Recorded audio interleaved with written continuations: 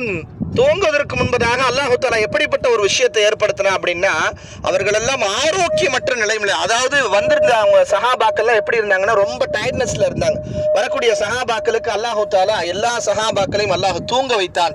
ஒரு 10 நிமிட தூக்கம். அல்லாஹ் குர்ஆன்ல சொல்றான், அமனத்தன் நுஆசன், ஒரு நிம்மதியான ஒரு தூக்கத்தை நாம் கொடுத்தோம். அந்த நிம்மதியான தூக்கம் எப்படிப்பட்ட தூக்கம்னு சொன்னா, ஒரு 10 நிமிஷம் தூங்கின அந்த தூக்கத்துல அவங்க ஒரு நாள் ஃபுல்லா தூங்கினா எவ்வளவு உற்சாகமா இருப்பாங்களோ அப்படிப்பட்ட ஒரு உற்சாகம் அவர்களுக்கு கிடைச்சிச்சு.